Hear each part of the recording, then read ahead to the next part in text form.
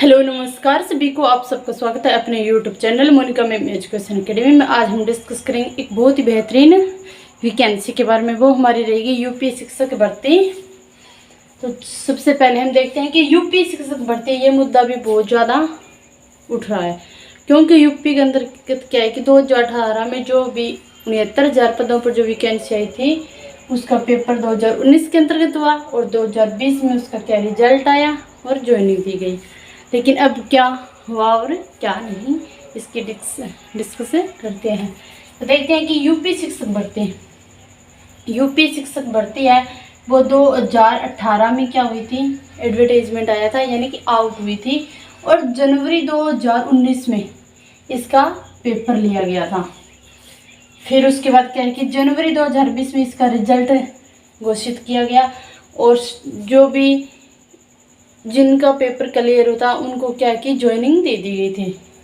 और कितने बच्चों ने यहाँ पे पेपर दिया था, वो कितने थे कि 4 लाख स्टूडेंट्स थे, उन्होंने क्या इसका एग्ज़ाम दिया था। और अब क्या है कि सही मेरिट लिस्ट जारी न होने के कारण अब क्या है कि पूरी ही लिस्ट को क्या है रद्द कर रहे हैं। पूरी लिस्ट रद्द करने का क्या कारण है? अभी कारण ये आरोप ये लग रहे हैं कि आरक्षण क्या है, आरक्षण की अनदेखी की गई है। यानी कि क्योंकि कुछ अभी क्या है कि हाई कोर्ट ने ये आदेश दे दिया है कि नई सूची है वो जारी करो, क्योंकि जब रिजल्ट निकाला गया तो कुछ भी आरक्षण है वो नहीं दिया गया, या आरक्षण ज़्यादा दे दिया है या कम दे दिया है। इसी बात पर क्या है कि ये मुद्दा छिड़ गया है। और मेन बात ये और कर है कि जो हाई कोर्ट के आदेश है कि इसी सत्र के दौरान है उन भी अध्यापकों को नहीं हटाया जाएगा। नेक्स्ट जब सत्र लगे, जब नेक्स्ट क्लास से दोबारा सत्र स्टार्टिंग होगा, तब क्या है कि उनको हटाया जाएगा। लेकिन दोनों तरफ क्या है नाइंसाफ़ी होने लग रही है।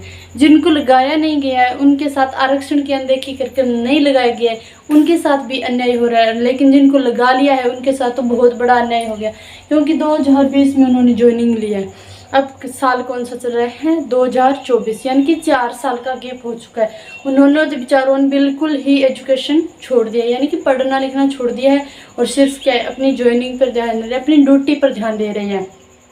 लेकिन अब आरक्षण के मुद्दे के कारण ये भर्ती क्या है कि पूरी प्रक्रिया लिस्ट रद्द की गई है। लेकिन सरकार चाहती तो ये नहीं कर पाती, क्योंकि अगर आरक्षण देखना होता तो अब जब लिस्ट जारी करी थी तो उसी टाइम देखते, उसी वक्त देखते कि किस कैटेगरी में कितना आरक्षण कितना नहीं है। क्योंकि अगर अभी ओबीसी वाले बच्चे जिनके अच्छे खासे नंबर आए तो वो किस में जाएंगे? जनरल कैटेगरी में जाएंगे। जनरल की अगर इतनी फीस नहीं है तो जनरल वाले कहाँ जाएंगे? बेचारे जनरल वालों को क्या है बाहर होने पड़ेगा, और उन बच्चों के साथ कितनी नाइंसाफ़ी होगी, क्योंकि 4 साल गुजर चुके हैं। जिन्होंने अभी 4 साल पहले बुक छोड़ दिया, जिन्होंने 4 साल पहले पढ़ना छोड़ दिया, जिन्होंने अपनी ड्यूटी निभाना स्टार्टिंग कर दिया, तो अब वो क्या पढ़ेंगे और क्या करेंगे? एक बेरोजगार ही रह जाएंगे अगर सरकार चाहती है तो।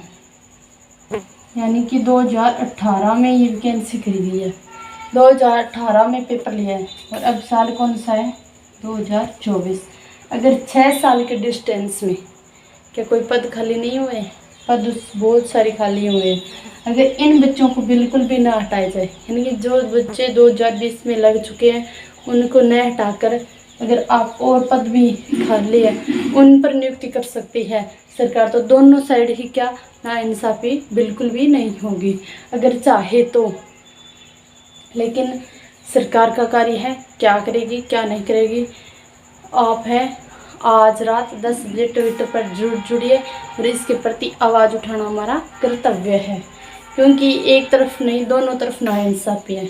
जिन्होंने अच्छी तरह पढ़ लिख कर एजुकेशन प्राप्त करी, अच्छे ढंग से अपना पेपर क्लियर किया, वो बच्चे बेरोजगार बैठे हैं, और कुछ बच्चे हैं वो बेरोजगार होने वाले हैं। चलो, ये भर्ती प्रक्रिया है। अब नई लिस्ट जारी होगी, कब नई लिस्ट जारी होगी, कैसा आरक्षण मिलेगा, फिर ये भर्ती प्रक्रिया पूरी ध्वस्त कर दी जाएगी। देख लेना, यही मंशा मेरे हिसाब से तो देखी गई है।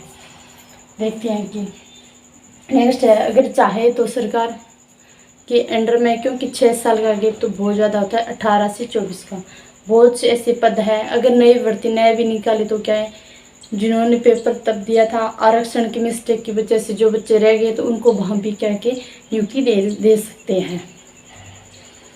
धन्यवाद।